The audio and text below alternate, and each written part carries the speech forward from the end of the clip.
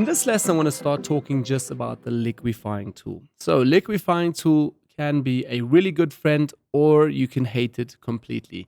It can be confusing, but it can also be very easy if you know what you're doing. So, right away, let's also have a look here. We've got layer number 1. I'm just going to make a duplicate with this. So, let's drag this onto the new layer icon. Make the duplicate. I'm quickly going to rename this to version 2. Okay, great. And right away now, I will also take this into the Liquify tool. So let's go up here to Filter, and we'll go to Liquify. So select Liquify. Right away, a new window will pop up. And let's actually make this nice and big. And we've got our new window. Now, for the left-hand side, you'll see we also have, again, a toolbar. On the right-hand side, we have a few options. And in the middle, we have our picture. And at the bottom here, you kind of have like a little bit of a zoom function. So you can also press Command 0, so it will fit right nicely on your screen again, and you can also work with that. So let's start right away with the first one, which is just the normal warp tool. Also, which I didn't mention right away, is we haven't selected the advanced mode here. So if you trust yourself and if you're interested, select the advanced mode right away from the beginning and work like that. But if you're completely new to this and a bit scared, then don't do that. But if not, like then just go to the advanced mode. So right away, you also get to see a few more options. Let's actually start on the left-hand side. So first of all, we have the warp tool, just a normal push around, pushing the pixels and warping areas. Then again, the reconstruction tool, you can just simply brush over things to reconstruct. Underneath that, to smoothen transitions, here you have a bit of a twirl. Then again, to pucker, it's actually like a suction thing. And extraction, floating tool, then as well push to left, and also a freeze mask and erase mask again. And then also the hand tool to move around, and our typical zoom tool. Great, let's also cover a bit the stuff here on the right hand side. So again, first of all, we have load mash, load last mash, and save mash. That's basically meaning you can adjust something here, save this, and then come back again in Photoshop and just say load mash, and right away you have your same adjustments. Especially if you have a ton of the same images, you can use this. Or afterwards, I'll show you guys another technique. Sometimes Photoshop, it always crashes with the liquifying tool. If you put in Liquify, some computers can't handle it from the RAM and they immediately crash. So I have another technique which you can apply here, which you can add later to your big images. But more about that later in the lesson. Then underneath that, we have the brush tool options. Again, the size to change our brush. Currently, you see the brush is quite big. Again, I'm working with the Wacom Continuous 5 Pro tablet, so on my tablet here, I can change my brush pretty quickly. You can also use, again, the keyboard shortcuts with opening and closing bracket on the keyboard. Or over here, change just the size over here. Great. Then as well, density, how strong this works, the pressure, how strong as well. Rate, we will not work with that. Just keep it to 0 for now. Then reconstruction options. Once you have constructed something and warped a little bit, you can just say here, restore all or reconstruct. I'll show you guys an example in a minute. Then again, a few mask options, mask all, mask none, invert, and so far, very self-explanatory. And then also at the bottom, a few more view options. Do you want to show a mesh? If you want to have a mesh on top there, you want to show guidelines, etc. Very simple, actually. And show mask here in a red tone, yellow, green, whatever you have. I'm going to just keep it to red. And show the backdrop. No, just keep that off for now. All right, so these are just a few options. Let's actually start talking about the options. So I'm going to go over to the tool, which is just the normal warp tool. I'll also zoom in a bit closer so you guys can see it a bit better. Okay, let's move the hand tool up. I'm just pressing spacebar on the keyboard. And now right away, I will actually make my brush a bit smaller. Sometimes it's handy to have it nice and big and just only work with the edge. Say, for instance, you see the lip now. So I'm just working with the edge and slowly pushing up. So here's another technique as well with the whole liquifying tool. Don't click and hold and drag. It will just break your complete image. Press Command Z, go step back. Rather click and tap and push. So meaning tap, tap, tap, tap, tap, tap, tap. So you're kind of tapping your way through the whole image. The same if you're working with the pen tool. And right away you get to see what this tool does. Again, it's just warping areas. So you can be really creative with this and create really weird pictures. Or in order just to correct certain areas, which we've also showed with the puppet warp. So you can easily, again, tweak this area and just make the lips look really nice, tweak all the areas in. You can zoom in a bit closer. Once again, I'm just pressing again here on the keyboard with Z. Zoom in a bit closer, hold spacebar. Right, get back to the warp tool. And now again, like I said earlier, click and drag, click and drag, click and drag. Okay, so you're really just fixing these small areas. Great. So say for instance, you overdo it like this, oh, and you can't go a few steps back and you're continuing, then you can simply go over here to the right side and just say restore or reconstruct. And you can say how much, the amount. You want to have just a bit of an amount, or again, you can just say reconstruct all. So you're basically back to the normal settings. I'm going to press Command and 0 again, so the canvas fits again back to my screen, and also show you guys quickly the next tool.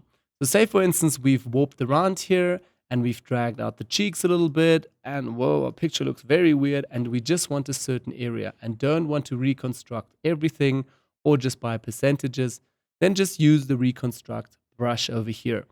Simply select the brush size, and now you can just brush over until you are happy. You want it just to this side. This is good. Then you can just reconstruct it very simply with this tool. Okay, great. Let's actually reconstruct everything and go to Restore All. Select the next tool over here, which is again the smoothing tool. So whenever you have also reconstructed something and it looks too weird, you can always use the smooth tool here to smoothen edges. But to be honest, I have not worked so much with this yet. Restore all, and let's go over to Swill. I'll just show this very simple. You guys can also try this out at home and on your Photoshop. So basically, it's just turning your whole pixels around and creating really weird shapes. Again, also the suction one. Let's actually make it nice and big. So normally I also use the brushes a little bit bigger in order to get better effects. Instead of having it nice and small, then it will just create a very small suction over here, which looks a bit weird. So rather use it with a bigger brush. Again, remember the brush size is over here on the right. So you basically click and hold and it will slowly just create a suction. And there you already saw it now. My computer also lagged a little bit. So sometimes Photoshop crashes at this point. So I'll show you guys the technique around this in a minute. Let's actually go to Restore All. Okay. And let's go to the bloated tool. And we can also make this nice and big and just blow her head up a little bit. So again, obviously one wouldn't do this for a retouch, but just showing you guys what this tool has to offer. Okay, and you can really create some funky images with this. Let's actually go back and restore once all again. And one more last tune, push to the left. So when you move over with this, it either pushes to the right or again up, pushes to the left. So you can also use this tool in working up and down. Obviously the brush is quite big for this. Pushing up goes left, pushing down goes right. Okay, let's also go Restore All and show you the best tool actually out of this, which is again the mask tool. So say for instance, we zoom in a bit closer here and you just only want to maybe warp the eyebrows, but the glasses are so close to this. And first of all, select your brush. Make the brush a bit smaller. And right away, first of all, just select everything that should not move. So basically you create with red now a mask on top of this. Pretty much same like the quick selection tool. You also get to see everything in red. Okay, you can be a bit more rough with this. So say for instance, everything from the glasses should not move. Great. You can also use again the eraser mask here. Make it a bit smaller and right away you can erase certain areas again that should be attached.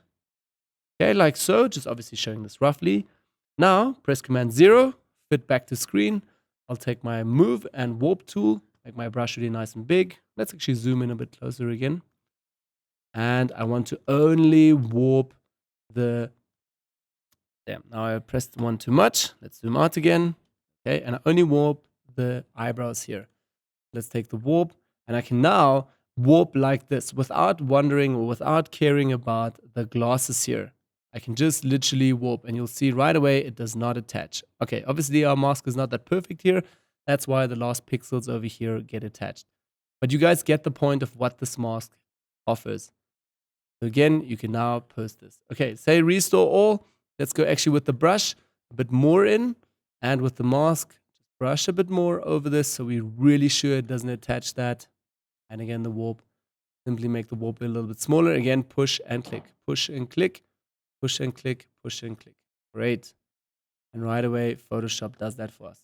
And once we hit OK now, that will be affected and right away also on our layer again. I'm going to press Command 0, get back to the normal mode. So guys, that's pretty much it for the liquifying tool.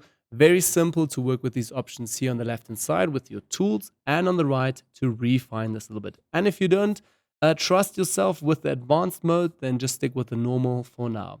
Great. Well, last technique here, once you hit OK, right away, this effect will be applied only to version 2 layer, so you will not be left with the previous version. So again, here you can see the before and after, before and after. It looks a bit weird, but yeah, obviously it's just an example. Great. So one last technique that I want to show you guys, if your Photoshop constantly crashes when you go to the liquifying tool because your computer is not so quick with the processing and the RAM, here's a simple technique that I use. So first of all, what I do is go back to image, go back to my image size, turn this down to 72 dpi. So this is basically going now into web saving mode, which is not really the right method to do this. More about this also later in the need to know section under saving for web. I'm going to hit OK. Right away, my image will be rasterized down in pixel size, and it's very small now. You guys can see now, let's actually go a step back again. You can see over here, let's have a look. Now this whole canvas and whole file is around 70 megabytes. If I do this step with resizing it down, it's only 8 megabytes. So Photoshop has a bit, it's a bit easier for Photoshop to actually render it quicker now in the liquifying tool. So what you do is go back to filter, go back to the liquifying tool, and now obviously the picture is a bit smaller. Now you can go back in and easily with Photoshop tweak your areas. So say for instance we want to do the glasses really weird, right? Let me just do this, okay, just as a test and an example. Okay, so I'm happy with what I did. Now what I still will do is, again, let's just make this a bit nicer. Okay, now what I will do is go to save mesh. So right away I'll go to save, and maybe in my folder here somewhere on the computer I'll say liquify mesh. Yes, save that please Photoshop. Okay, so we hit save. Then we go over to cancel and get out of this stage again, because obviously we want to work on a high quality file and not have a low res file. Then we also go back to our history panel, back to delete layer. Great. So now we are back to our high quality image. You guys can see the detail again. And now what I will do with the, obviously you will duplicate and have the certain layer. Go to filter, liquify once again. And now we don't even work in the liquifying tool because it will crash. So we just go to load mesh, select your mesh, hit open, and right away Photoshop applies the same nesting mesh to the big image because the mesh and the nesting is all the same in the backend. So then I can just hit OK, Photoshop renders that, and da-da, right away you have the same effect on your high quality image. So again, if your Photoshop crashes, don't forget there's the option here of rendering it down to 272 dpi, changing it with the liquify, save, and bring it back into Photoshop. Great, that was all about the liquifying tool.